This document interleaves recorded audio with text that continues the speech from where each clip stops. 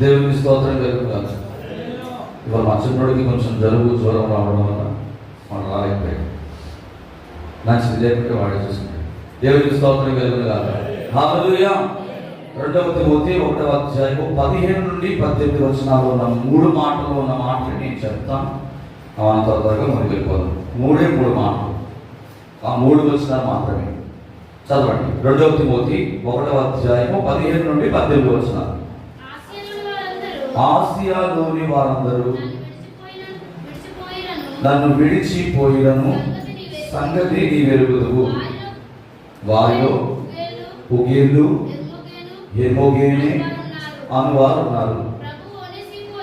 ప్రభువు ఒనేసిఫోరు ఇంటి వారి యందు కనికరము చూపును గాక. అతడు రోమాకు వచ్చినప్పుడు నా సంఖ్యలను గురించి సిగ్గుపడక శ్రద్ధగా నన్ను వెతికి కనుగొని అనేక పర్యాయములు ఆదరించెను. మరియు అతడు ఎఫెసులో ఎంతగా ఉపచారము చేసెనో అది నీవు బాగుగా ఎరుగుదువు. ఆ దినమందు అతడు ప్రభు వలన కనికరము పొందినట్లు ప్రభువు అనుగ్రహించును గాక. ఎంతమంది ఈ ఒనేసిఫోరు గురించి విన్నారు? ఎవరైనా విన్నారండి ఒనేసిఫోరు గురించి? ఎంతమంది తిమోతి పత్రిక చదివారు? తిమోతి పత్రిక చదవలేదా? ఎన్నిసార్లు చదివారు? చాలాసార్లు చదివారు కదా. మంచిది. ఈ ఒనేసిఫోరు గురించి కొన్ని మాటలు, ఈ 3 వచనాల్లో ఉన్న మాటలని నేను ముందు పెట్టడానికి ఈ రాత్రికాల సమయంలో మీ ఎదుట నేను నిలబడి అన్నమాట. దేవునికి స్తోత్రం కలుగును గాక. హల్లెలూయా. ఒనేసిఫోరు అనే మాటకు అర్థం ఏంటంటే సేద తీర్చువాడు, ఆదరించువాడు, అలాగే ప్రయోజనమును తీసుకొని వచ్చువాడు, లాభమును సమకూర్చువాడు అనే అర్థాలు అతని పేరుకి ఇస్తా ఉన్నాయి అన్నమాట. దేవునికి స్తోత్రం కలుగును గాక. హల్లెలూయా. ఇతడు ఆసియాలోని ఎఫెసు పట్టణానికి చెందిన వ్యక్తి అన్నమాట. ఫిలోమోను దగ్గర పనిచేసిన ఒక అద్భుతమైన మరి ఒనేసిములాగా ఇతడు కూడా ఇంచుమించు ఆయన ఎలా ఉన్నాడో ఇతడు కూడా అలాగే దేవుని సన్నిధిలో సేవకుల దగ్గర పరిచర్య చేసిన ఒక గొప్ప వ్యక్తి అన్నమాట. ఈ యొక్క ఒనేసిఫోరు పేరు అనేది చాలా సార్లు నేను చెప్పగానే మీరు కూడా కొంతమంది మీలో ఒనేసిఫోరా, ఒనేసిఫోర్ ఏంటి, ఈయన ఎక్కడో వినట్టుంది, ఈ కొత్త పేరు ఏంటి అన్నట్టుగా కొంతమంది ఇలా పెట్టి అలా పెట్టి రకరకాల హ్యాంగిల్స్ లో చూశారు. నాకు అర్థమైంది. దేవునికి స్తోత్రం జరుగుతారు కదా. ఇప్పుడు మీరు ఎలాగైతే ఇది వరకు తెలుసుకోలేకపోయారో మరి ఈ పేరు అంతా కొంచెం ఆశ్చర్యాన్ని కలిగిస్తుంది. ఎందుకు? పదే మనం ఇప్పుడు కూడా ఎవరి గురించి ధ్యానం చేసుకున్నాం? ఎక్కువ శాతం దావీదు గురించి, అబ్రాహాము గురించి, యోబు గురించి, పౌలు గురించి, దావీదు గురించి, ఎస్తేరు గురించి, ఇలా రూతు. ఎన్ని సంవత్సరాలైనా 365 కాదు, 100 సంవత్సరాలు, 120 సంవత్సరాలైనా మనం మేడ తప్పి వేరే వాళ్ళ దగ్గరికి మనం దాటి పోం. కానీ బైబిల్ గ్రంథంలో మనకు తెలియకుండా దేవుని కొరకు హతసాక్షులైన భక్తులు చాలా మంది ఉన్నారు. మీకు అర్థమవుతుందా? బైబిల్ గ్రంథంలో యేసు ప్రభు వారి కొరకు వారి ప్రాణాన్ని త్యాగం చేసి వారి జీవితాన్ని ధారపోసి ప్రభు కొరకు రోషంగా నిలబడిన వారు బోల్డ్ ఉన్నారు. వాళ్ళందరినీ కూడా మనం ధ్యానం చేయాలి. ఎందుకంటే వారి ద్వారా దేవుడు నీ ఆత్మను ఉజ్జీవపరుస్తాడు. ఆమేన్ చెప్తాము. వారి గురించి మనం ధ్యానం చేస్తున్నప్పుడు నీలో ఆ మంట దేవుడు కలగజేస్తాడు. ఏమండి? అబ్రహాము విశ్వాసులకు తండ్రి అని ఎన్ని సంవత్సరాలు అని చెప్పిన ఆయన విశ్వాసులు తండ్రే కాకుండా పోడు. దేవునికి స్తోత్రం. కరువులో ఇస్సాకు విత్తనం ఇతడు నూరంతల పంటకు కోసాడు, అయిపోయిందని చరిత్ర. హల్లెలూయా. కానీ బైబిల్ గ్రంథంలో దేవుడు కొంతమంది వ్యక్తులను మరుగున పెట్టాడు. వారి గురించి ప్రస్తావన అనేది చాలా తక్కువగా కనబడతా ఉన్నది. కానీ వారు దేవుని కొరకు బలమైన కార్యాలు చేసిన వారు. దేవునికి స్తోత్రం కలుగును గాక. ప్రియమైన బిడ్డలారా, ఇతని పేరు చాలా అరుదుగా కనబడుతుంది. 2 సార్లు మనం చూస్తాం. పౌలు తిమోతికి రాస్తూ ఆసియాలో ఉన్న వాళ్ళందరూ కూడా నన్ను ఏం చేశారని చెప్తున్నాడు? విడిచిపెట్టి వెళ్ళిపోయారు. ఆ విషయం నీకు తెలుసా తిమోతి అని చెప్పి పౌలు తిమోతికి రాస్తూ మాట్లాడతారు. మీరు ఒకసారి మార్కు సువార్త 14:50 కూడా చదివితే అక్కడ కూడా మనకు ఒక వ్యక్తి కనబడతారు. ఆయన ఎవరో కాదు, స్వయంగా యేసు ప్రభు వారి. చూద్దాం మార్కు సువార్త 14:50. అప్పుడు వారందరూ ఎవరిని? ఆయన్ను, అనగా ఇక్కడ యేసు ప్రభు వారిని. యేసు ప్రభు వారిని ఏం చేశారండి? విడిచిపెట్టి వెళ్ళిపోయారు. ఎంతమంది వచ్చారు? ఆయన సేవ చేస్తున్న దినాల్లో 70 మంది వచ్చారు. 70 మంది పోయి ఎంతమంది మిగిలారు? 12 మందిలో అట్లాగే యేసు ప్రభువును అప్పచెప్పడానికి వెళ్ళిపోతే 11 మంది ఉన్నారా? 11 మంది యేసుక్రీస్తు ప్రభు వారు అప్పగింపబడుతున్న రాత్రి ఉన్నారా? లేదు. అందుకనే యేసు ప్రభు కూడా ఈ మాట చెబుతా ఉన్నారు. ఏమని? ఆయనను విడిచిపెట్టి వెళ్ళిపోయి. ఈ లోకంలో చాలా మంది ఏం చేస్తా ఉంటారంటే విడిచిపెట్టి వెళ్ళిపోతా ఉంటారు మధ్య మధ్యలోనే. అయితే పౌలు తన మిషనరీ ప్రయాణంలో 2వసారి దండయాత్రగా ఆయన సువార్త ప్రకటిస్తూ ఎక్కడికి వచ్చాడంటే ఈ ఎఫెసు అనే పట్టణానికి వెళ్ళాడు. ఈ ఎఫెసు అనే పట్టణంలో పౌలు గారు ఉన్నన్ని రోజులు కూడా ఎవరింట్లో ఉండేవాడు అంటే ఈ ఒనేసిఫోరు అనే ఒక ఈ భక్తుని ఇంట ఆయన ఉండి అక్కడే సంఘము కడతాడన్నమాట. ఎఫెసు అనే ప్రాంతంలో ఎఫెసీ సంఘం ఎలా కట్టబడ్డదంటే ఈ ఒనేసిఫోరు ఇంట్లో ఉండి పౌలు గారు ఏం చేశారు? ఆ ప్రాంతం అంతా సువార్త ప్రకటించారు. పోనీ ఎఫెసు పట్టణం చిన్నదనుకున్నారా? చిన్నది కాదు. ఎంతమంది ఉంటారో తెలుసా? 10 లక్షల కంటే ఎక్కువ మంది జనాభా కలిగిన పట్టణం. ఎంతమంది ఉన్నారు? ఎంతమంది అండి? 10 లక్షల కంటే ఎక్కువ మంది ఉన్న ప్రాంతము ఎఫెసు పట్టణం. అంత పట్టణాన్ని పౌలు ఏం చేశాడు తెలుసా? తిరిగి సువార్తను ప్రకటించాడు. ఈ యొక్క ఎఫెసు పట్టణానికి రోమా నుంచి రావాలంటే ఎన్ని వందల కిలోమీటర్లు అంటే 8176 కిలోమీటర్లు. పౌలు ఎక్కడి నుంచి వస్తున్నాడు? రోమా నుండి ఆసియాలో ఉన్న ఎఫెసు పట్టణానికి రావడానికి 8776 కిలోమీటర్లు ప్రయాణం చేసి ఈ ఎఫెసు ప్రాంతానికి పౌలు గారు వచ్చారు. ఈ ఎఫెసు ప్రాంతంలోనే పౌలు అరెస్ట్ అవ్వడం జరిగింది అన్నమాట. దేవునికి స్తోత్రం కలుగును. హల్లెలూయా. ఆయన అరెస్ట్ చేసి ఏం చేశారంటే జైల్లో పాడేశారు. ఇప్పుడు అరెస్ట్ అయిన వ్యక్తిని జైల్లోనికి కలవడానికి వెళ్ళాలంటే ఏముండాలి చెప్పండి? పర్మిషన్ ఉండాలి. పౌలు గారిని ప్రియమైన వాళ్ళారా సంఖ్యలతో బంధించారు. అలాగే ముక్కు సంఖ్యలతో కూడా ఆయన కాళ్ళను చేతులను బంధించి ఆ యొక్క రోమా సైనికులు ఏం చేశారంటే తీసుకెళ్ళి ఆయన చెరసాలలో వేసేశారు. ఈ విషయాన్ని విన్నాడు ఎవరు? మీరు పేరు గుర్తుపెట్టుకుంటేనే నేను వాక్యం చెప్పిన తర్వాత మీరు ప్రార్థన చేయగలరు. లేకపోతే ఆమేన్ అంటారు. అర్థమవుతుందా? నేను పదే మిమ్మల్ని అడుగుతాను. ఈ పేరు మీరు ఖచ్చితంగా రాసుకోవాలి, లేదంటే మీకు మైండ్లో పెట్టుకోవాలి. అర్థమవుతుందా? వాక్యం చెప్తున్నా, నేను 3 మాటల్లో చెప్తానని చెప్పాను. ఎక్కువ చెప్పి చెప్పండి.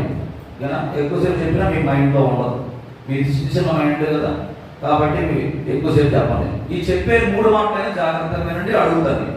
ప్రియమైన వాళ్ళారా, ఈ ఒనేసిఫోరు ఎప్పుడైతే పౌలు గారిని అరెస్ట్ చేసి చెరసాలలో వేసేసారని సంగతి తెలిసిందో, గొప్ప దైవజనుడు ఎవరు? పౌలు ఎలాంటి వాడు? గొప్ప దైవ సేవకుడు. అనేక ప్రాంతాలు తిరిగి సేవ చేసిన ఒక గొప్ప దైవ సేవకుడిని తీసుకెళ్లి చెరసాలలో వేశారన్న సంగతి తెలవగానే తట్టుకోలేకపోయాడండి. ఈ ఒనేసిఫోరు హృదయం వెంటనే ఏమైపోయిందంటే బద్దలైపోయింది.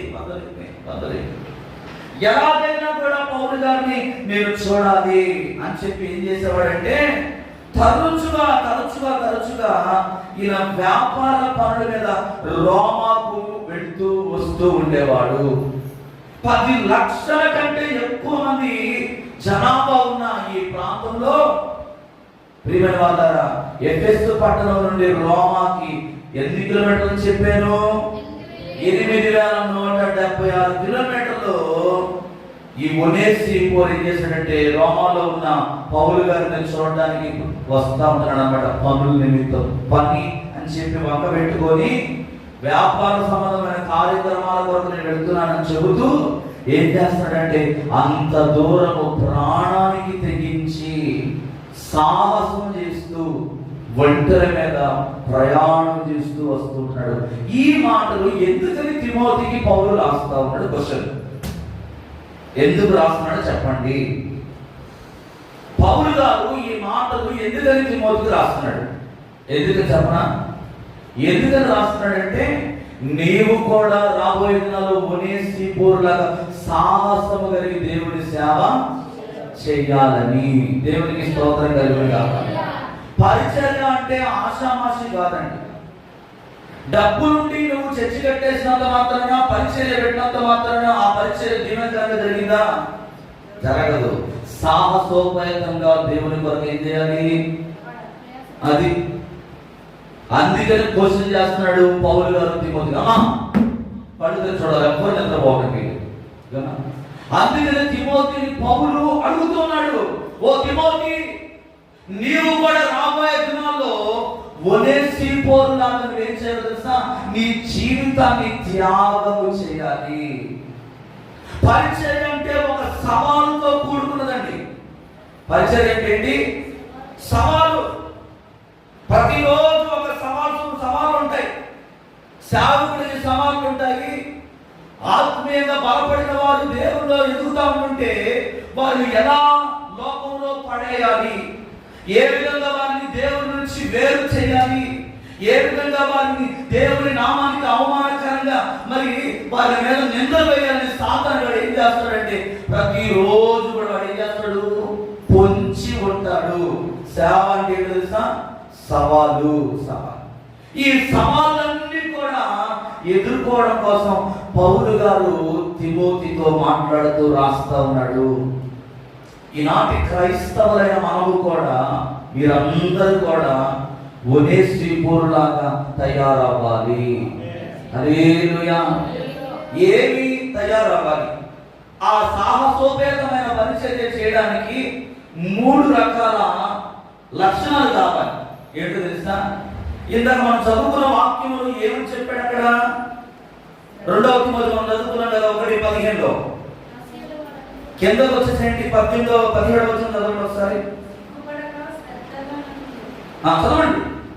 అతను రోమాకు వచ్చినప్పుడు నా సంఖ్యలను గురించి సిగ్గుపడగా శ్రద్ధగా నన్ను వెతికి కనుగొని అనేక పర్యాయములు ఆదరించెను. ఏం చేస్తున్నాడు ఒనేసిఫోరు? పౌలు గారిని శ్రద్ధగా వెతికి ఆయన ఏం చేస్తున్నాడు? కనుగొని ఆదరిస్తాడు. ఆదరించడానికి ముఖ్యంగా ఉండవలసిన ఒక లక్షణం ఏంటో తెలుసా? ప్రేమ. ఎదుటి వ్యక్తి దగ్గరికి వెళ్ళి నువ్వు ఎలా ఆదరించగలవు? ఆ వ్యక్తి మీద ప్రేమ ఉంటేనే కదా నువ్వు ఆదరించగలవు. అవునా కాదా? ఈ రోజు ఒక కుటుంబం మన దగ్గరకు వచ్చారు, వెళ్ళిపోయారు కదా, కొత్తగా వచ్చారు కాబట్టి వాళ్ళు వెళ్ళిపోయారు. వాళ్ళ పేర్లు నాకు రవి చెప్పాడు. ఏం పేరంటే, ఒక నిమిషం, అప్పలరాజు, లలిత. దేవుని మాటలంట గర్తించిన 2-3 దినాల క్రితం ఆయన చెప్పడం జరిగింది. ఆయన హృదయంలో తెలియని ఒక భయం అనేది దేవుడే ఏర్పాటు చేశాడు. కారణం ఎవరో తెలుసా? రాజు యాక్సిడెంట్. కారణం ఎవరో తెలుసా? రాజు యొక్క యాక్సిడెంట్ ఆ అప్పలరాజు హృదయంలో ఏం కలగజేసింది తెలుసా? భయాన్ని కలగజేసింది. అమ్మ బాబోయ్, ఆ రాజు ఇంతకాలం యేసు ప్రభువును తెలుసుకోకుండా వాడు సాగు బ్రతుకుల్లో వాడు లివర్ ఖరాబ్ అయిపోయి పాడైపోయి చనిపోయే స్థితిలోకి వస్తే అనేక మంది డబ్బులు వేసి తన కొరకు ప్రార్థన చేసి కన్నీరు కాల్చి ఆయన బాగు చేస్తే మరలా లోకంలో కలిసిపోయి త్రాగులకు అలవాటు పడిపోయి ఈ రోజు 2 కాళ్ళు పోగొట్టుకున్నాడు. అమ్మ బాబోయ్, నాకు దేవుడు 2 బిడ్డలు ఇచ్చాడు. నాకు కూడా భార్యనిచ్చాడు. ఒకవేళ రేపో మాపో నేను కూడా ఇలాగే తాగి తాగి తాగి తిరిగి తిరిగి ఏదో ఒక యాక్సిడెంట్ నా రెండు కాళ్ళు పోతే నా బిడ్డలు నా భార్య పరిస్థితి ఏంటి అని హృదయంలో భయం ఏర్పడ్డదంట. భయం ఏర్పడి వెంటనే మన సహోదరులు అతనితో మాట్లాడడం జరిగింది. బాబు యేసు ప్రభు దగ్గర అని అంటే ఈ రాత్రి వరకు దానికి వచ్చి కూర్చున్నారు. ఉందా ఆవిడి అలా ఉంది. దేవుడికి స్తోత్రం లేదు. ఈరోజు దేవుడు ఒక ఆత్మను నడిపించాడండి మన దగ్గరికి, ఒక కుటుంబాన్ని నడిపించాడు. నేను నమ్ముతున్నాను ఆల్రెడీ మీలో కొంతమంది ఒనేసిఫోరు లాంటి వాళ్ళు లేచేశారు. ఇంకా లేవాలంటే మనలో ఏమో తెలుసా, ప్రేమ ఉండాలి. యామా నీకు ఎవరైనా డబ్బులు ఇస్తానంటే వచ్చావా నువ్వే రాలేదా? చూసారా ప్రేమ, యేసయ్య ప్రేమ ఎవరినైనా కూడా తీసుకొస్తుంది, కదిలిస్తుంది. హల్లెలూయా. ఒనేసిఫోరు 8,176 కిలోమీటర్ల పౌలు కోసం ప్రయాణం చేశాడండి. ఈ రోజు మీ పక్కన ఎంతమంది ఉన్నారు? మారు మనసు లేకుండా పాపంలో జీవిస్తూ అంధకార శక్తుల చేత పీడింపబడుతున్నారు ఎంతో మంది ఉన్నారు ఈ తీరాల పరపలో. నేను మీకు మొదట్లోనే చెప్పాను, 2026 సంవత్సరం నేను కొంతమంది వ్యక్తులతో మాట్లాడాను. అమ్మా మనం ఏమి చేసినా కూడా ఈ సంవత్సరం మనం ఏం చేయాలంటే, ఏ కారణం చేత దేవుడి సన్నిధికి దూరం అయిపోయినా నాకు అది అనవసరం, కానీ మనం అందరం కూడా ఏం చేద్దామంటే ఒక లిస్ట్ అవుట్ తయారు చేసి వాళ్ళ దగ్గరికి వెళ్ళి ప్రార్థన చేద్దాం, వాళ్ళని పరామర్శిద్దాం. వాళ్ళు వచ్చేంత వరకు వాళ్ళని వదిలిపెట్టొద్దని చెప్పారా లేదా? నేను ఇంకా ప్రారంభించలేదు, కానీ నా సహోదరులు కొంతమంది దేవుని ఆత్మ చేత నింపబడిన వారు, ఆ ఆసక్తి కలిగిన వారు ఆల్రెడీ ఆ పని చేస్తా ఉన్నారు. దేవుడు మిమ్మల్ని దీవించుగాక. ఇటువంటి వారందరూ కూడా సంఘంలో లేపబడాలి. ప్రేమ ప్రేమ ఎప్పుడు కూడా మారిపోకూడదండి. కొంతమంది చెప్తారు ఏంటంటే ప్రేమించొద్దు, ప్రేమించొద్దు, ఆయన ప్రేమించొద్దు. ఏమండి దేవుడేమో ప్రేమించమని చెప్తున్నాడు, నువ్వెవరు ప్రేమించొద్దని చెప్పడానికి? ఈ లోకంలో యేసయ్య చూపించిన ప్రేమ బట్టే కదా నువ్వు రక్షణ పొందుతున్నావు, లేకపోతే నీ నీతి క్రియను బట్టి మేము వచ్చావా చర్చికి? ఇక్కడికి రాలే. నువ్వు చేసే ధర్మ కార్యాలను బట్టో దాన ధర్మాలను బట్టో కాదు నువ్వు ఇక్కడికి వచ్చింది. ఆయన ప్రేమ కలిగిన వాడు కనుకనే ఆ ప్రేమే నిన్ను ఇక్కడికి తీసుకొచ్చింది. మరి ఎందుకని నువ్వు ఇతరులకు ప్రేమించదని చెప్తున్నావు? ఇదేంటిది? దుర్బోధ. ఇది ఎవరు మాట్లాడతారంటే సాతాను చేత నడిపింపబడుతున్న వారు మాట్లాడే మాటలు. కానీ పౌలు ఏం చెప్తున్నాడు తెలుసా? ఇదిగో సంఘముతో చెప్తున్నాడు, నేను అనేక పర్యాయాలు జైల్లో ఉంటే మీరెవ్వరు కూడా నన్ను ఆదరించడానికి వచ్చారు చెప్పాడా? రాలే. నేను సంఖ్యల చేత బంధింపబడినప్పుడు మీరెవరు కూడా నన్ను ప్రేమించలేదు, నన్ను ఆదరించలేదు, నన్ను పరామర్శించలేదు. కానీ ఎవరయ్యా వచ్చారంటే ఈ ఒనేసిఫోరు అనే ఒక వ్యక్తి మాత్రమే నా దగ్గరికి సేవ చేస్తే అలాంటి సేవ చేయాలని చెప్పి పౌలు ఇతని గురించి 3 వచనాలు మాత్రమే ఈయన గురించి రాయడం జరిగింది అన్నమాట ఈ తిమోతి పత్రికలో. రెండవది ఏంటంటే మన భక్తి జీవితంలో ఎప్పుడు కూడా దిగజారిపోకూడదండి. మనం ఎంత ఎత్తుకెదిగినా ఎన్ని సంవత్సరాలు మన జీవితం నుంచి దొర్లిపోతున్నప్పటికీ మన భక్తి ఎదుటి వారిని చూసి మారకూడదు ఎప్పుడు కూడా. నీ భక్తి నీదే, నీ ప్రార్థన నీదే, నీ సహవాసం నీదే. దేవుడితో నీ సహవాసం ఎవ్వరు కూడా ఎడమాటు చేయకూడదు, చెయ్యలేరు. దేవునికి స్తోత్రం కలుగును. పక్క వాళ్ళు ప్రార్థన రావట్లేదని, పక్క వాళ్ళు దేవుడిని వెంబడించట్లేదని వాళ్ళే ప్రార్థన పోవట్లేదు, నీ ఎదురు పోవడం అని చెప్పి మానేస్తే అది నీ భక్తి కానే.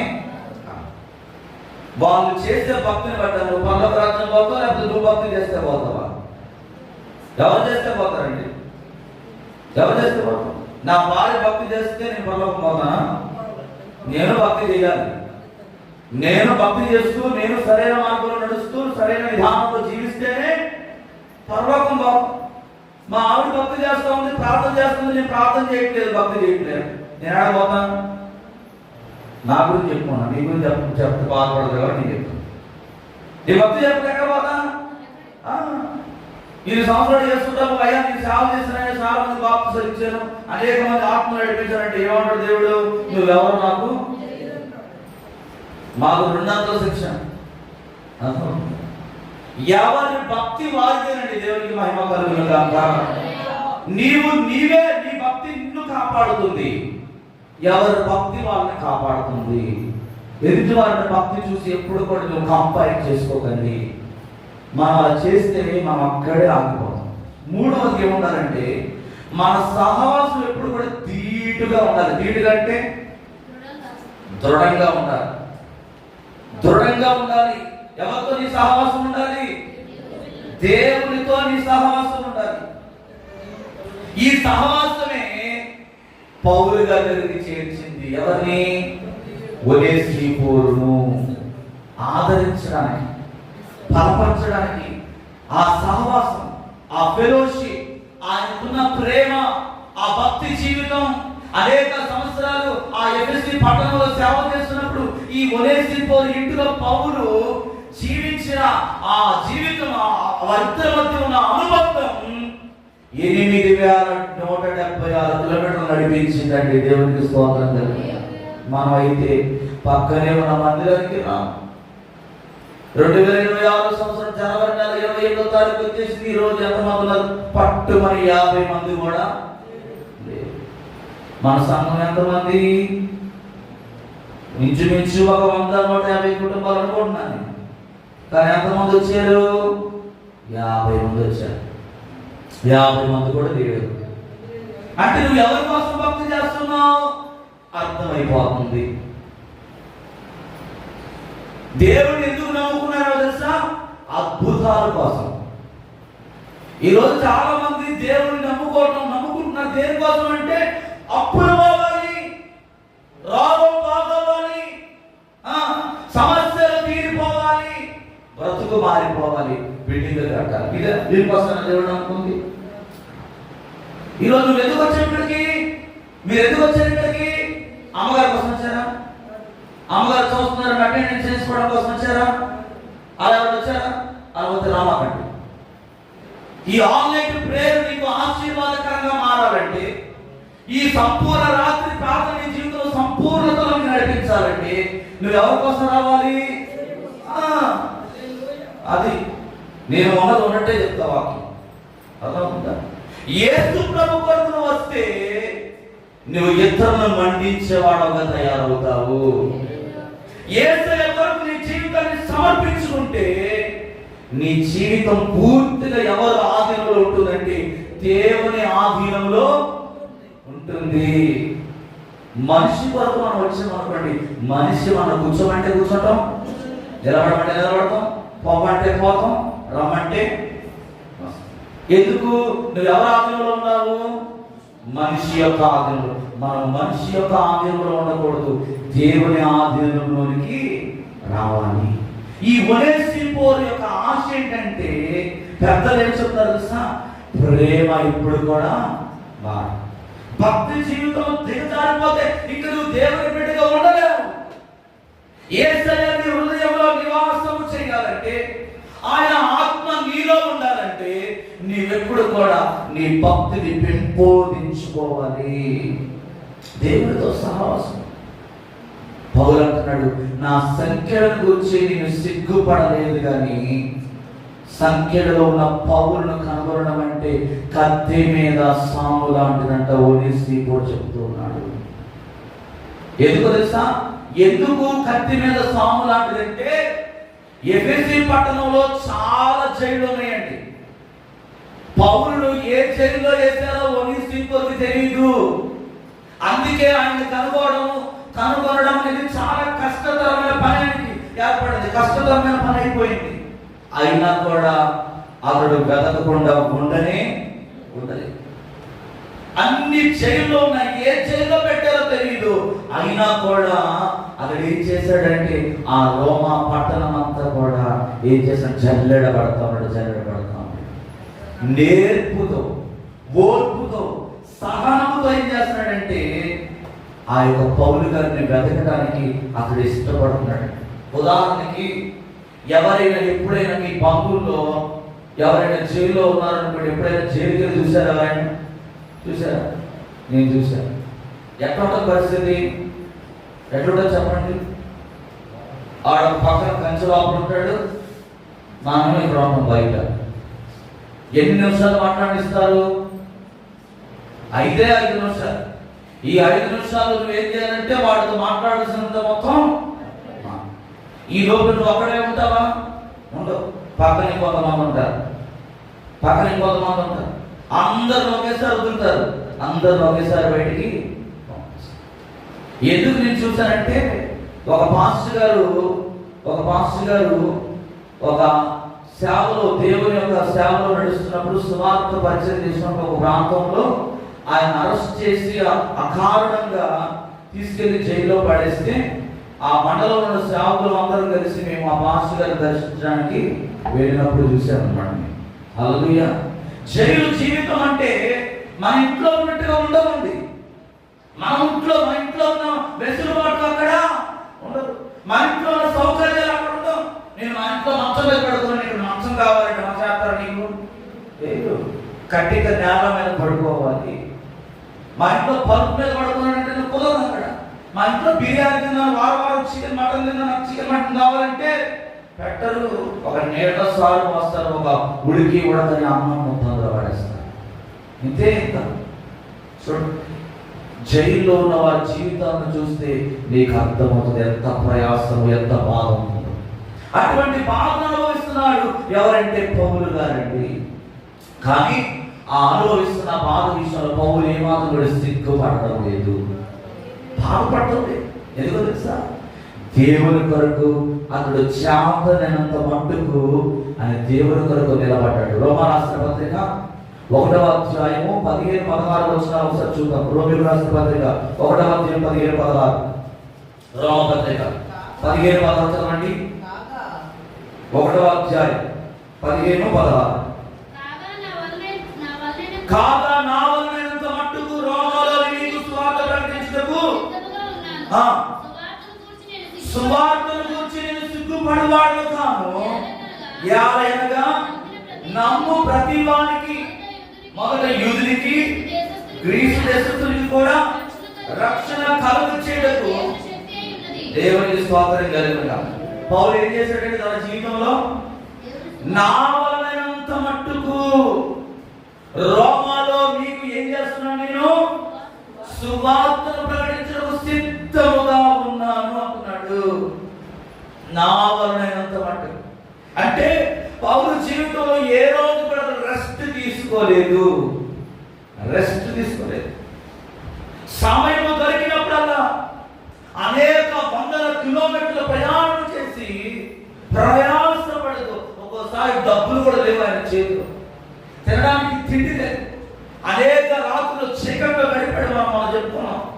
వాడ బద్దలైపోయిన పరిస్థితులు, కట్టిక చీకటి, అనేక రకాలైన శ్రమలు తనను వెంటాడుతున్నప్పటికీ కూడా సువార్త పరిచర్యలో చేతనైనంత మట్టుకు దేవుని కొరకు ఏం చేశాడు? నిలబడ్డాడు. రహస్యంగా దేవుని వెంబడించేవాడు అంటండి ఆయన 9 దినాలు ప్రభువును అంగీకరించినప్పుడు.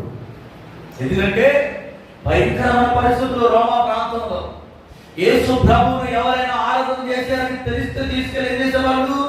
చీకటి గదిలో పడేసేవాళ్ళు. చీకటి గదిలో పడేసేసి అనేక రకాల క్రైస్తవుల్ని హింసించేవారు. అటువంటి దినాల్లో పౌలంట ప్రభువును రహస్యంగా వెతికేవాడని చరిత్రకారులు చెబుతూ ఉన్నారు.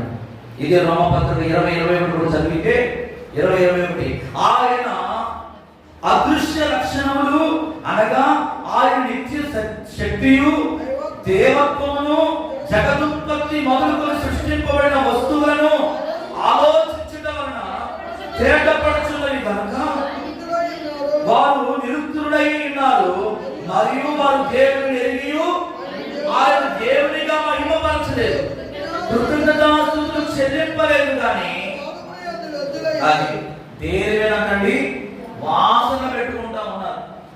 తమ బాధలు వారు ఏది జీవిస్తున్నారు? వ్యక్తులుగా జీవిస్తున్నారు. దేవునికి స్తోత్రం కలుగును. కానీ పౌలు మాత్రం ఏం చేస్తున్నాడండి? నిత్య శక్తియు దేవత్వమును జగదుత్పత్తి మొదలుకొని సృష్టింపబడిన వస్తువులను ఆలోచించడం వలన తేటపడుచున్నవి కనుక వారు నిరుక్తులై ఉన్నారు. లోకం ఏం చేస్తుందంటే లేనిపోని వాటి మీద ఈరోజు మనుషులు ఏం చేస్తున్నారు? సమయాన్ని కేటాయిస్తున్నారు. కానీ పౌలు మాత్రం అతడు రహస్యంగా దేవుడిని వెంబడిస్తున్నాడు.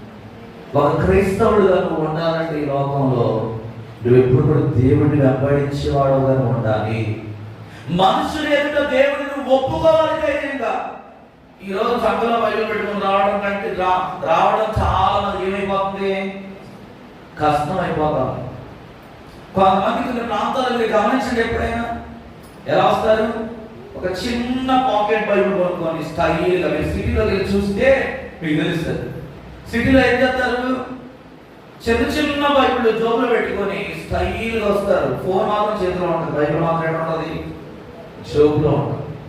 ఒక స్టైల్గా వచ్చేసేసి వెనకాల ఎక్కడో కూర్చొని ఏం చేస్తారంటే వాళ్ళతో వీళ్ళతో చాటింగ్ చేస్తూ ఉంటారు. వాళ్ళకి వీళ్ళకి దిక్కులు చూస్తూ ఉంటారు. మీరు సిటీలో గమనించండి.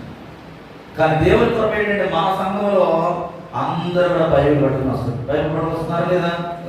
ఎంతమంది బైబిల్? అందరూ లేరు. పౌలు ఏం చెప్తున్నాడు తెలుసా? సువార్త ప్రకటించడం మనం ఏం చేయకూడదంట? ఏం చేయకూడదు? ఎవరికి ఒప్పుకోవాలి?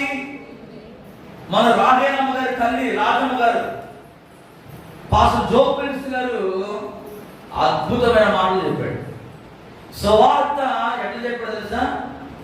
బల్ల బుద్ధి ఉన్నది ఉన్నట్టుగా 10 నిమిషాలు చెప్పాడు. 15 నిమిషాలు ఒక ఇద్దరు వ్యక్తులు నాకెళ్ళి ఆ పాస్టర్ గారికి వెళ్ళి చూస్తా ఉన్నారు అన్నమాట. ఆ గుంపులో కన్ను తిప్పడం లేదు మాట.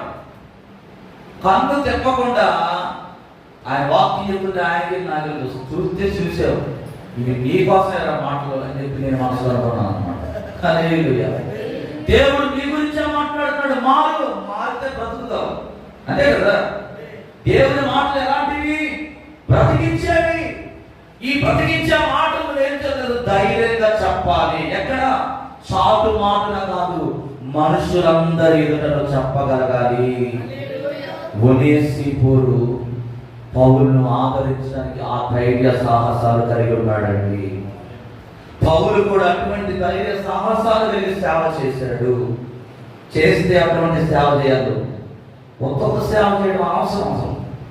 ఒక్కొక్క పరిచర్య చేయడం కంటే ఒక నార్మల్ విశ్వాసంగా ఉండడం మేలు అని నేను చెప్పగలుగుతాను. అంతేనా కదా? అవునంటారా కాదంటారా? ఖచ్చితంగా. సేవ చేస్తే ఎలా ఉండదు తెలుసా? మరొక సహోదరుడు రాష్ట్రంలో మంట కలిగి ఆ రిపబ్లిక్ డే రోజు దేశం కొరకు ప్రార్థన చేయడం, ఆ జరిగిన కార్యక్రమం కొరకు తన సొంత డబ్బులతో ఖర్చు పెట్టి చేశాడు మన సంఘంలో. ఎంత బాగా జరిగింది. అటువంటి ఒనేసిఫోరు యవనస్తు లాంటి వారు సంఘంలో లేపబడుతుంది కాక.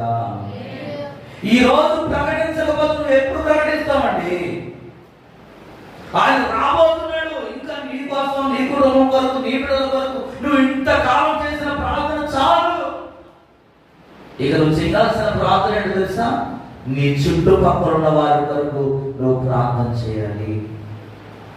ఈ యొక్క పౌలు గారు చెబుతున్న మాట, నా వలన అయినంత మట్టుకు ఆయన రోమా ప్రాంతం అంతా కూడా భయంకరమైన ప్రజల మధ్య స్వార్థ చేస్తా ఉన్నాడు. మత్తయి సువార్త 10:32 అంటాడు. మత్తయి సువార్త 10:32 కూడా చూద్దామా? మత్తయి సువార్త 10:32 త్వరగా తీసుకురండి. మనుషుల ఎదుట నన్ను ఒప్పుకున్నవాడు ఎవడో పరలోకమందున నా తండ్రి ఎదుట నేను వారిని. అది ఉందా లేదా క్లియర్గా? ఏం చెప్తున్నాడు దేవుడు? మనుషుల ఎదుట ఎవరైతే నన్ను ఒప్పుకుంటారో, ఈ రోజు మనుషుల ఎదుట యేసు నామాన్ని నీవు ఒప్పుకోకుండా, ప్రకటించకుండా దేవుని స్తుతించడానికి నువ్వు సిగ్గుపడేవాడు అయితే రేపొద్దున పరలోకం పోయిన తర్వాత కూడా దేవుడు ఏం చేయడు? చాలా క్లియర్ వాక్యము. ఒప్పుకోడు. ఈరోజు ఈ రాత్రి ఇంత ప్రయాసం ఎందుకు పడుతున్నాం? ఈ నిద్ర మానుకొని ఇంత ప్రయాసం పడుతూ పొద్దున్న మీరు అందరూ కూడా పనులు చేసి అలసిపోయి వచ్చారు. ఎందుకు వచ్చారు తెలుసా?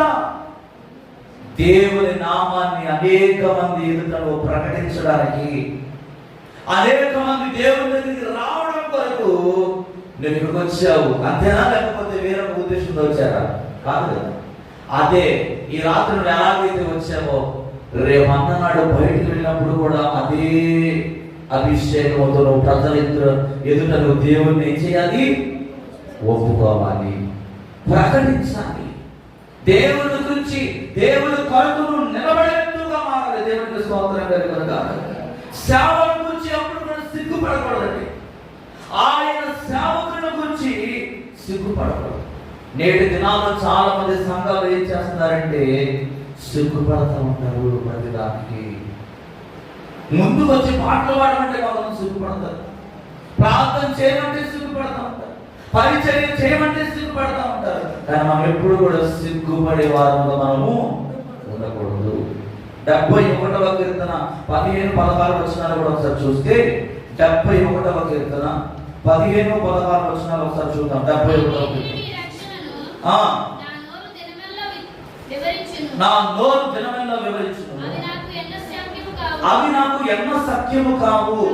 ప్రభువైన యెహోవా వాక్కు బలత్కార్యములను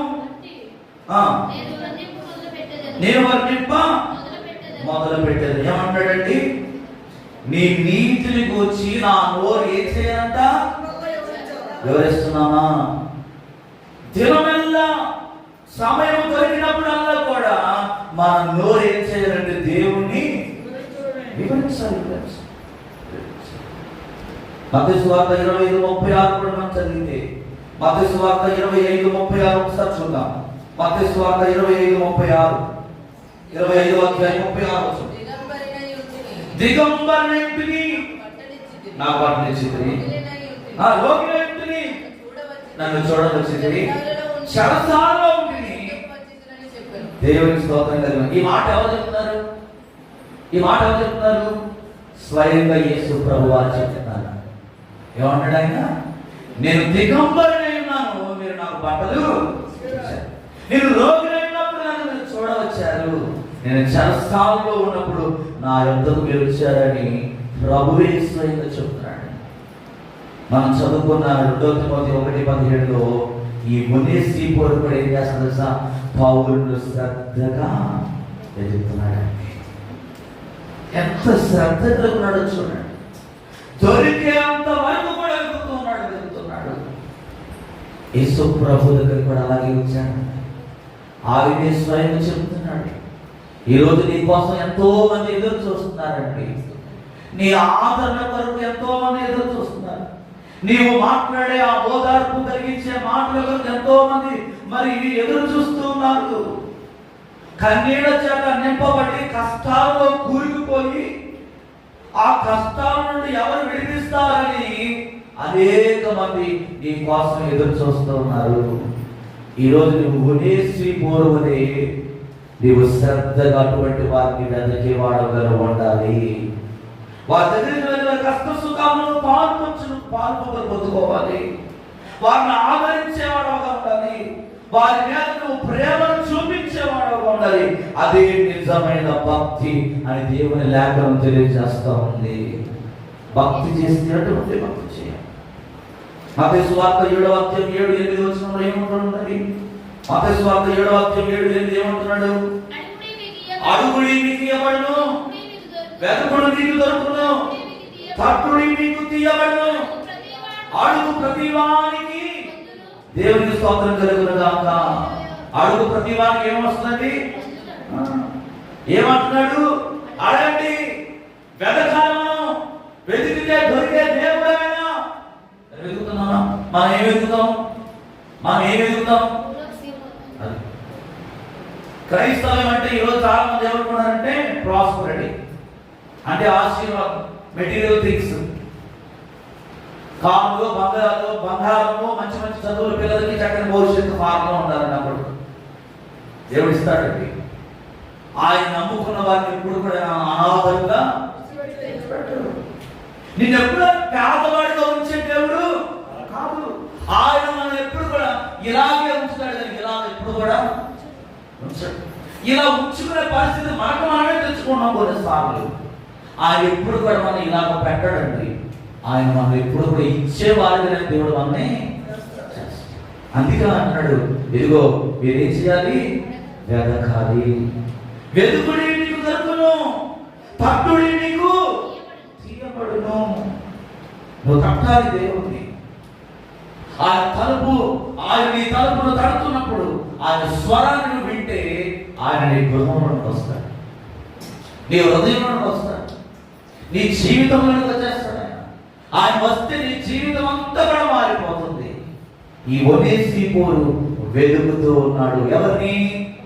పౌలు గారిని. తప్పిపోయిన కుమారుడిని ప్రభు ఏం చేశాడండి? తప్పిపోయిన కుమారుడు జీవితాన్ని మనం గమనిస్తే తండ్రి ఆస్తిని తీసుకుని దూర దేశం వెళ్ళిపోయాడు. ఆకలి మంట చేత ఆ పందులు తినే పొట్టు తినడానికి ఇష్టపడుతూ ఉన్నాడు. అప్పుడు అనుకుంటాడుగా, నా తండ్రి అనేక మంది మంచిగా బ్రతుకుతున్నారు, నేను కూడా వారిలో ఒకరి వలె నా తండ్రి దగ్గర పని చేసుకుని బ్రతుకుతాను అని చెప్పి దూరం నుంచి పరిగెత్తుకోవడం వస్తున్నాడు. ప్రభు యేసుక్రీస్తు వారు కూడా 100 గొర్రెలు ఒక గొర్రె తప్పిపోతే 99 గొర్రెలు ఒక దగ్గర పెట్టేసేసి ఆయన ఒక్క గొర్రె కొరికే వెతికాడు. వెతికితే దొరకదంటూ ఏది కూడా నీ జీవితంలో. ఈరోజు మనం వెతకాలి దేవుణ్ణి.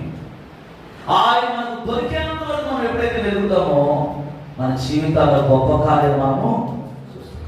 నూతన నిబంధన కాలంలో అంటే ఎలా ఉండేదంటే పరిస్థితులు, ఆకలి చావులు ఎక్కువ ఉండేవి. అనేకమైన ఆకలి చావు. అన్నం దొరికేది కాదు, నీళ్లు దొరికేవి కాదు, ఉండడానికి నివాసం ఉండేది కాదు. అటువంటి జీవితాలు జీవిస్తూ ఉండేవారు ఆ రోజుల్లో భక్తులు. అయినా కూడా దేవుడు మాత్రం ఏ రోజు కూడా వాళ్ళు విడిచిపెట్టారు.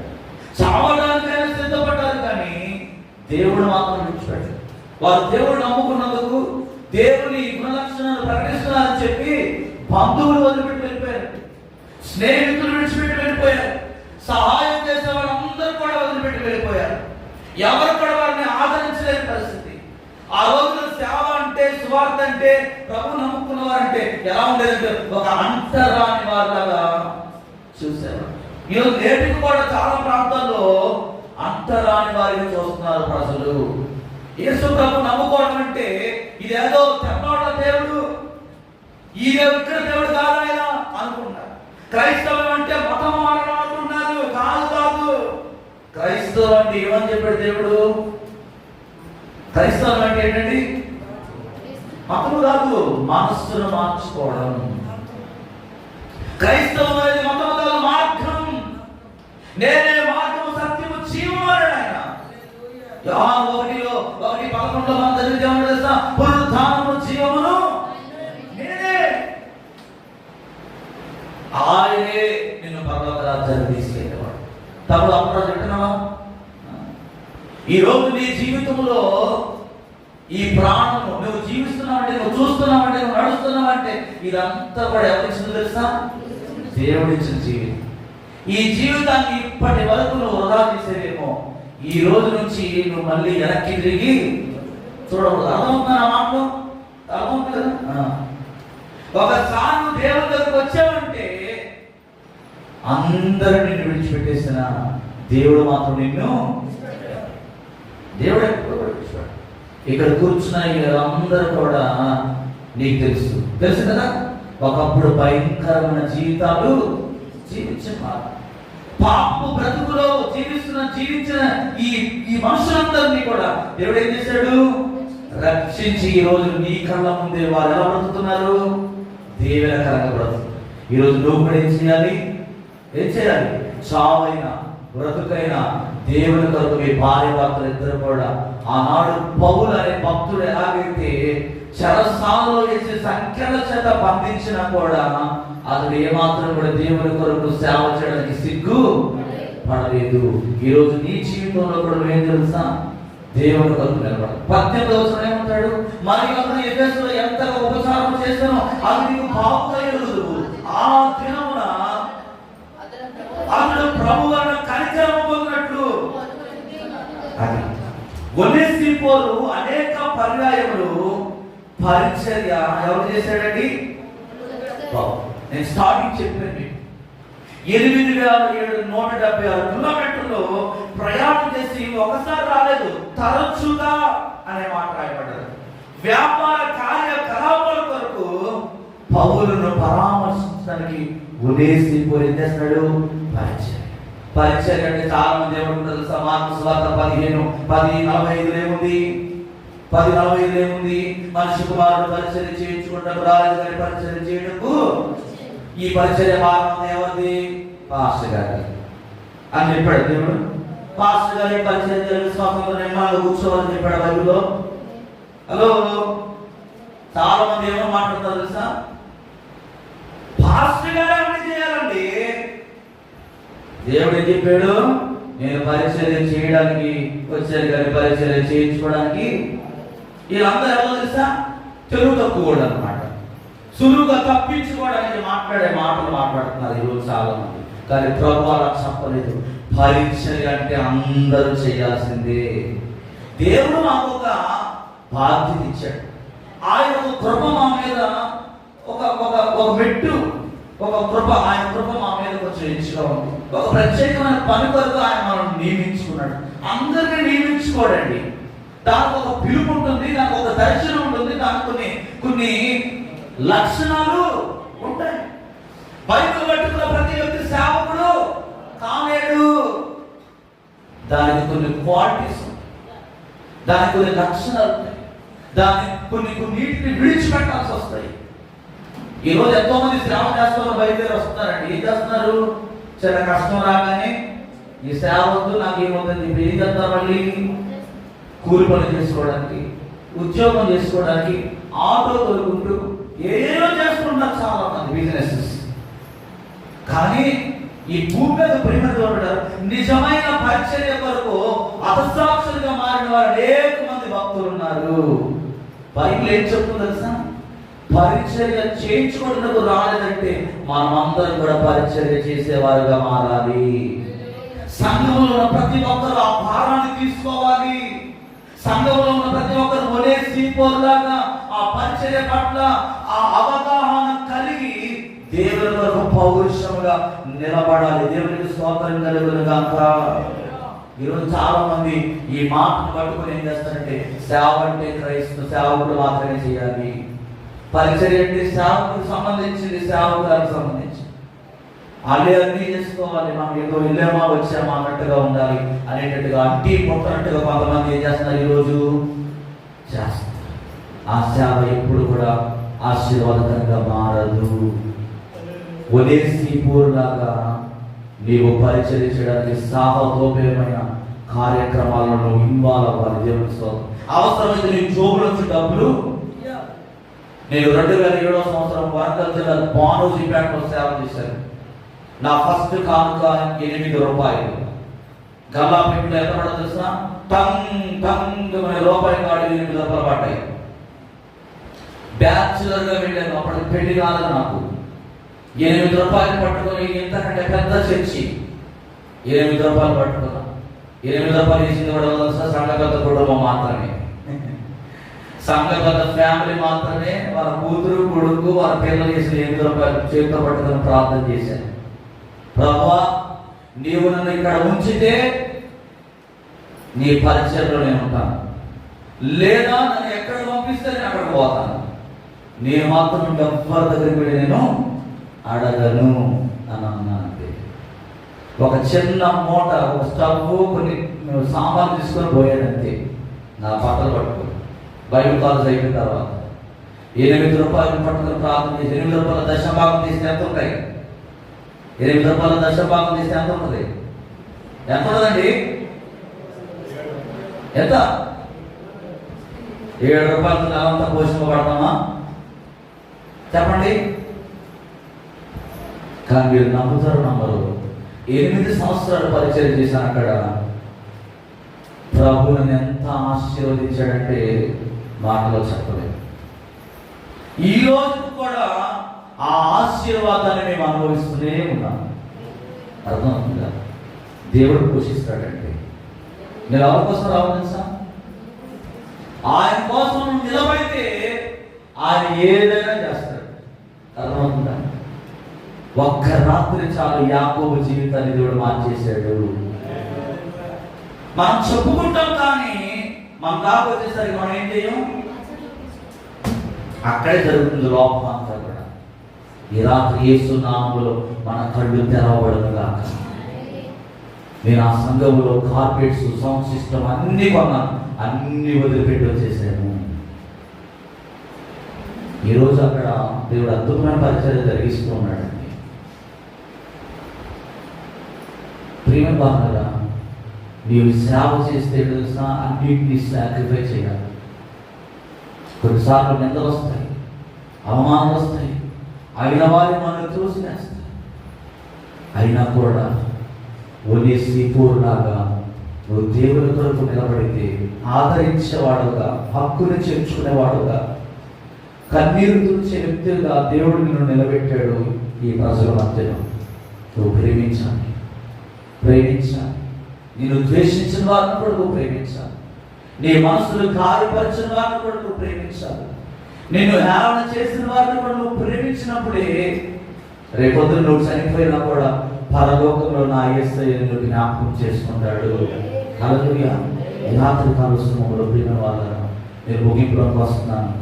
ఒనేసిపోరు దేవుడు కనికరాన్ని పొందుకున్నారంటే వారి ఇంటి వాళ్ళు 16 వచ్చిన 2 తిమోతి 1:16 చదివితే 2 తిమోతి 1:16 ప్రభువు ఒనేసిపోరు ఇంటి వారందరూ కనికరము చూపును గాక. అతడు రోమాకు వచ్చినప్పుడు నా సంఖ్యను గురించి సిగ్గుపడతా శ్రద్ధగా వెలికి కనుగొని అది దేవుడి స్తోత్రం కలిగి ఏం చేస్తాడండి? ప్రభు కనికరాన్ని పొందుకున్నాడంట. ఎవరు? దేవుని కనికరాన్ని పొందుకున్న కుటుంబంగా ఆ కుటుంబం ఆశీర్వదించబడ్డదండి. ఈ ఉత్తరం రాసి ముగించి తిమోతికి పంపేటప్పుడు ఒనేసిపోరంట మరణించి ఉన్నాడని చరిత్రకారులు అనుకుంటున్నారండి. బైబుల్ అయితే రాయబడలేదు కానీ ఆయన మరణం గురించి చరిత్రకారులు అనుకుంటున్నారు. ఆయన చేసిన పరిచర్య, ఆయన చేసిన ఆ త్యాగము, ఆ సాహసోపేతమైన ఆ పరిచర్యను అతని ఇంటి వారి మీద ప్రభు చాలు చూపిస్తా ఉన్నాడండి. ఆయన కనికరాన్ని పొందుకున్నారు. ఈ లోకంలో ప్రేమ మనము కూడా ఒనేసిపోరు కుటుంబం మీద దేవుని కనికరం ఏ విధంగా అయితే విడుదలైందో మత్తయి సువార్త 5:7 ఏమంటున్నా, నిజమైన కనికరం ఎల్లప్పుడూ ఏం చేస్తుందంట? కార్యరూపంగా కనికరం కలిగిన వారు ధన్యులు. అది కనికరం కలిగినప్పుడే కనికరాన్ని తిరిగి మళ్ళా పొందుకోగలరు. ఎందుకంటే ప్రతిరోజు అన్ని దినాలు మనమే కావాలి. కొన్నిసార్లు తారుమారైపోవచ్చు, కొన్నిసార్లు నీ జీవితం తారుమారవచ్చు. ఈ రోజు మంచిగా ఉండి రేపు పేదవాడిగా మారిపోవచ్చేమో, ఈ రోజు ధనవంతుడిగా ఉండి రేపు దరిద్రుడిగా మారిపోవచ్చేమో, ఈ రోజు ఆరోగ్యంగా ఉండి రేపు ఆరోగ్యం లేనివాడిగా మారొచ్చేమో. ఆరోగ్యంగా ఉన్నప్పుడు గర్వించకూడదు, డబ్బు ఉన్నప్పుడు గర్వించకూడదు, అందం ఉన్నప్పుడు గర్వించకూడదు. ఈ అందము, ఈ శరీరం, ఈ డబ్బు, ఈ సమయం, ఈ ఆరోగ్యం, దేవుడిచ్చిన ఆరోగ్యం, ఇదంతా కూడా ఎవరి కొరకు ఉపయోగించాలంటే దేవుని కొరకు ఉపయోగించాలి. కనికరం కొరకు ఎదురు చూస్తున్న వారి దగ్గరికి నువ్వు కనికరిస్తే నీవు కూడా ఏమన్నాడు? కనికరము పొందుకుంటావు. ఆ కనికరం పొందుకోవాలంటే మనం ఏముండదు తెలుసా? జాలి చూపే మనసు మనలో ఉండాలి, దయ కలిగిన గుణం మనలో ఉండాలి, దేవునితో సహవాసం కలిగి మనం ఉండాలి. నిజమైన భక్తి మనలో ఉన్నప్పుడే ఆ కనికరం కలిగిన మనసు మనలోనికి వస్తుంది. మాటలతో చెప్పడం కాదండి. ఒనేసిపోరు మాటలు చెప్పలేదు, చేసి చూపించాడు. అందుకని ప్రభువు కనికరం వారి ఇంటి మీద నిలిచి ఉంది. జీవిత కాలం అండి, ఒకరోజుగా జీవిత ఆంతము కూడా దేవుని కనికరం చేత వారు దీవించబడ్డారు. 23వ కీర్తన 6వ వచనంలో ఏమన్నా తెలుసా? 23:6 ఏముందండి? 23వ కీర్తన నేను ముగించేస్తాను, అయిపోయింది. 23వ కీర్తన 6వ వచనం నీవు బ్రతుకు దినముల నీవు కృపాక్షేమములే నీ వెంట వచ్చును. చిరకాలం నీవు యెహోవా మందిరంలో. అదన్నమాట దేవుని కనికరాన్ని ఎవరైతే పొందుకుంటారో వారు చిరకాలం ఎక్కడ ఉంటారు? యెహోవా మందిరంలో నివాసం చేస్తారు. ఈ ఒనేసిఫోరు యొక్క కుటుంబము ఆయన చేసిన పరిచర్యను బట్టి దేవుని యొక్క కనికరం వారి మీద నిలిచి ఉందండి. ఒనేసిఫోరు చేసిన పరిచర్యను దేవుడు మర్చిపోవడనుకున్నారా? లేదండి, మరవకుండా పరిశుద్ధులకు ఆయన ఏం చేశాడంటే ఉపచారం చేశాడు, పరిచర్య చేశాడు. మనం ఒకసారి 6:10 కూడా చూస్తే ఎబ్రీ పత్రిక 6:10 కూడా ఒక మాట ఉంటుందండి. ఎబ్రీ పత్రిక 6:10 అంటాడు, మీరు చేసిన కార్యము మీరు పరిశుద్ధులకు ఉపచారం చేసి ఇంకనూ ఉపచారం చేయుచుండుట చేత నా నామమును బట్టి చూపిన ప్రేమను మరచుటకు నేను అన్యాయస్తుడను. అది నీవు చేసే పరిచర్యలో ఎవరు చేస్తున్నావు? పరిశుద్ధులైన వారికి నువ్వు ఉపచారం చేస్తున్నావు. కనుక ఆ పరిచర్యను దేవుడు ఏం చేస్తాడు? మర్చిపోతాడా? మర్చిపోడు. దేవుడు మర్చిపోవడానికి అన్యాయస్తుడు. ఒనేసిఫోరు గురించి, ఒనేసిఫోరు జీవితంలో దేవుడు అన్యాయంగా ప్రవర్తించలేదు. తన కుటుంబం అంతటి మీదకి ఆయన కనికరాన్ని. మీకు ఇంకో విషయం చెప్తాను. ఒనేసిఫోరు అతను సాక్షిగా మారాడండి. ఎక్కడంటే ఎఫెసు పట్టణంలో, ఎఫెసు ఆ ప్రాంతానికి సమీపంలో ఉన్న పరియుం అనే పట్టణ సముద్ర తీరాన ఎల్సెంట్ అనే ఆ ప్రాంతంలో అతను సాక్షిగా అయ్యాడని అక్కడున్న కథోలిక్ సంఘానికి చెందిన కొంతమంది ఇప్పటికి కూడా అతని సమాధి టర్కీ దేశంలో భద్రం చేయబడి ఉందండి. ప్రతి సంవత్సరం అంట సెప్టెంబర్ 6వ తారీఖున యేసు ప్రభు కొరకు హస్తాక్షరులుగా మారిన జాబితాలో ఈ ఒనేసిఫోరు పేరు కూడా లెక్కింపబడడం జరిగింది. అతని మరణ దినాన్ని ప్రతి సంవత్సరం సెప్టెంబర్ 6వ తారీఖున అనేక మంది ఆ టర్కీ దేశంలో ఉన్న వాళ్ళు జ్ఞాపకం చేసుకుంటూ ఆయన బట్టి దేవుడిని స్తుతిస్తారంటండి. ఎంత గొప్పదాన్ని, ఎంత గొప్ప జీవితాన్ని అతడు పొందుకున్నాడు చూడండి. కేవలం పౌలు గారిని ఆదరించిన పరిచయం చేశాడు. ఈ రాత్రి కాలంలో కళ్ళు వస్తుందా? అందరూ కూడా కళ్ళు వస్తుందా? ఒనేసిఫోరు కుటుంబాన్ని మీద దేవుని కనికరం ఎలాగైతే విడుదలైందో నీ కుటుంబం మీద కూడా దేవుని కనికరం విడుదల అవ్వాలంటే దేవుని నామాన్ని నువ్వు మనుషులందరి ఎదుట ధైర్యంగా ఒప్పుకోవాలి. ధైర్యంగా ప్రకటించినప్పుడే ఆ ప్రేమ, ఆ భక్తి జీవితం, ఆ సాహసోపేతమైన ఆ కార్యములు చేసినప్పుడే రేపొదనాడు నువ్వు చనిపోయినప్పుడు పరలోకంలో దేవుడు నిన్ను జ్ఞాపకం చేసుకుంటాడు అంటున్నాడు. ఈ రోజు నేను యేసు ప్రభువుని నమ్ముకున్నాను, 30 సంవత్సరాలు అయిపోయింది, 100 సంవత్సరాలు అయిపోయింది చెప్పుకుంటే కాదు. ఇతరులను నువ్వు ఆదరించినప్పుడే, ఇతరుల కష్టాలలో పాలు పంపులు పంచుకున్నప్పుడే, కృంగిన వారికి సహాయం అందించినప్పుడే. ఒనేసిఫోరు పౌలు జైల్లో ఉన్నప్పుడు ఎలాగైతే అనేక పర్యాయాలు తరచుగా 8,176 కిలోమీటర్ల ప్రయాణం చేసి ఎలాగైతే ఆదరించాడు, వెతికాడు. అందుకే అన్నాడు, వెదుకుడి మీకు దొరుకును. ఈ రాత్రి ఎక్కడ పోగొట్టుకున్నావో వెతుకు, ఏ ప్రేమను పోగొట్టుకున్నావో వెతుకు, ఏ సహవాసాన్ని పోగొట్టుకున్నావో వెతుకు, ఏ భక్తిని పోగొట్టుకున్నావో వెతుకు. నువ్వు వెతికితే ఆయన నీకు దొరుకుతాడు. వెతుకుడి మీకు దొరుకును, భక్తుడి మీకు తీయబడును అంటున్నాడు ఆయన. కడతావా? ఆయన అనేక పర్యాయం నీ హృదయ తలుపులు కడతా ఉన్నాడు, నువ్వు వినలేకపోతున్నావు. ఆయన స్వరాన్ని వెనక నీ చెవులు మందమైపోయిందేమో, బండవారి పని జీవితం కలిగి జీవిస్తున్నావేమో. చాలు, ఇంకా ఎంతకాలమో పండగ. ఈ రాత్రి దేవుడు నీతో మాట్లాడుతూ ఉన్నాడు. ఒనేసిఫోరు చనిపోయినప్పటికీ తన సాక్ష్యం మాత్రం నిలిచి ఉన్నది. ఒక సాక్షిగా ప్రభు కొరకు తన జీవితాన్ని అర్పించేశాడు. ప్రభు కనికరం తన ఇంటి వారి మీద ఎంతకంటే ఇంక గొప్ప ఆశీర్వాదం ఏముందండి?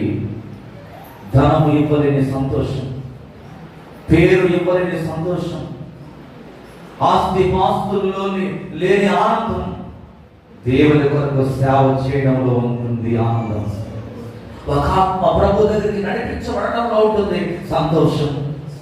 ఒక ఆత్మ నరకంలోకి పోకుండా దేవుని దగ్గరికి నడిపించడంలో ఉంటుంది ఆనందం.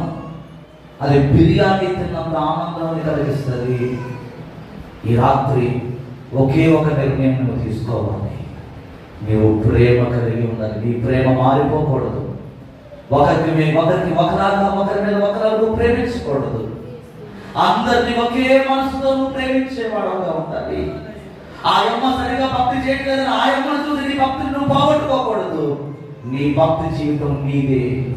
నువ్వు దేవుని కొరకు భక్తి చేయి, మనుషుల కోసం భక్తి చేయి. మాకు రెండవదిగా సాహసోపేతమైన కార్యాలు చేయడానికి నువ్వు పూనుకోవాలి.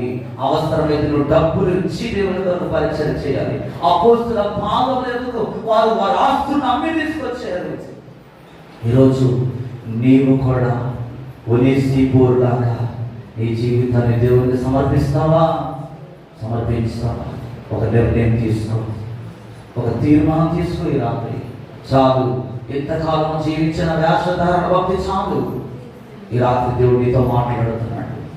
లే, ఆయన రాకడ సమీపంలో ఉంది. అనేక మంది నరకానికి వెళ్ళిపోతూ ఉన్నారు.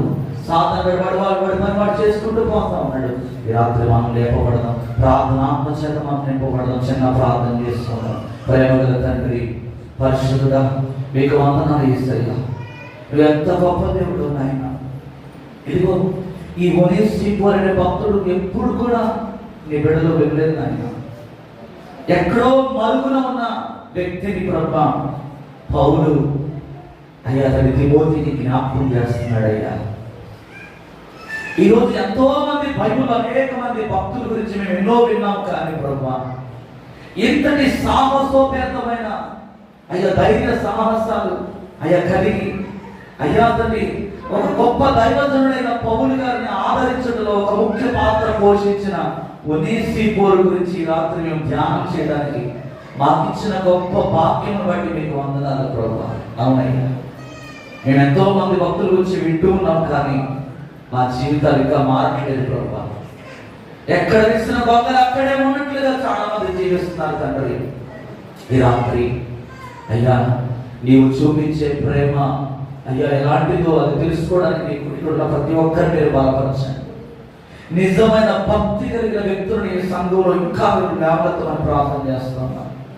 పరిచర్య కొరకు భారం కలిగి, పరిచర్య అంటే సేవకుడికి సంబంధించిందని ఎవరు కూడా దూరంగా ఉండకుండా ప్రభా పరిచర్య కొరకు ముందుకు రావడానికి ఈ సంఘంలో అనేక మంది యవనస్తులు మీరు లేవనెత్తమని ప్రార్థన చేస్తున్నాం. ఒక మంట కలిగిన వారిని, ఒక తీవ్రత కలిగిన వారిని ఈ సంఘంలో మీరు లేవనెత్తండి ప్రభా. ఎదిగో నాయన, ఒనేసిఫోరు చేసిన సేవ అయ్యా నువ్వు మర్చిపోలేదయ్యా. వారి కుటుంబం మీద నీ కనికరాన్ని ఉంచావు తండ్రి. వారి బిడ్డల జీవితాంతం ఆ కృపాక్షేమములు వారు అనుభవించినట్లుగా ఈరోజు మేము మా బిడ్డలు కూడా మేము చేసే పరిచర్య ద్వారా, మేము చేసే సేవను బట్టి మా బిడ్డలు ప్రభు ఆశీర్వాదకరంగా మార్చబడినట్లుగా నీ కృపను ప్రతి ఒక్కరిని ఈ రాత్రి విడుదల చేయండి. ఇదిగో నాయన, ఇక్కడ చేరిన ప్రతి ఒక్కరిని మీరు దీవించండి నాయన, ఆశీర్వదించండి నాయన. నీ మహిమతో ప్రతి ఒక్కరిని మీరు నింపండి. ఈ రాత్రి నూతనంగా వచ్చిన కుమారుడు అప్పలరాజు అలాగే తన భార్య లలిత వారికి ఇచ్చిన ఇద్దరు బిడ్డలను మీరు జ్ఞాపకం చేసుకో. ఈ రోజు నుంచి ప్రభా ఇంకేమాత్రం కూడా వెనుదిరిగి చూడకుండా ప్రభా అక్కడ ముందుకే తన భార్య బిడ్డలు ముందుకు నడవడానికి మీ కృపను వారికి దయచేయండి నాయన. రక్షణ మారు మనసును మీరు కలగ చేయండి. ఇంకా ఇటువంటి సహోదరులు అనేక మంది ఈ ప్రాంతంలో ఉన్న వారందరూ కూడా మీరు నడిపించండి నాయన. ఈ సేవ ఆగిపోవడానికి వీలేదు నాయన. ఇటువంటి ఆన్లైన్ ప్లేస్ అనేక మంది జరగడానికి, అనేక మంది సంఘములు సంఘంలో ప్రతి ఒక్కరు రావడానికి ప్రతి ఒక్కరికి ప్రేరేపణ దయచేయి. వచ్చిన ప్రతి ఒక్కరిని పేరు పేరు దర్శించి ముందున సమయం అంతా నీ చేతులకు అప్పగిస్తూ విన్న వాక్యం ఎవరు కూడా విడిచిపెట్టకుండా మా మృతిగల పలక మీద రాసుకొని ప్రభా ఒనేసిఫోరు లాగా అయ్యా తండ్రి మేము నీ సన్నిధిలో తండ్రి ఇదిగోనైనా సిద్ధపాటు కలిగిన ప్రభా నీ రాకడలో మేము ఎంతబడి గుంపులో ఉండడానికి నీ కృప మాకు దయచేయమని యేసు నామములో ప్రార్థించి స్తుతించి ఈ మనవులన్నీ అడిగి పొందుకున్నాము తండ్రి. ఆమేన్, ఆమేన్, ఆమేన్. మంచిదండి, కొద్ది నిమిషాలు మనం బ్రేక్ తీసుకుందాం. తదుపరి పాస్టర్ గారు ఒక 10-15 నిమిషాలు 20 నిమిషాలు వాక్యం పంచుకుంటారు. మంచిది.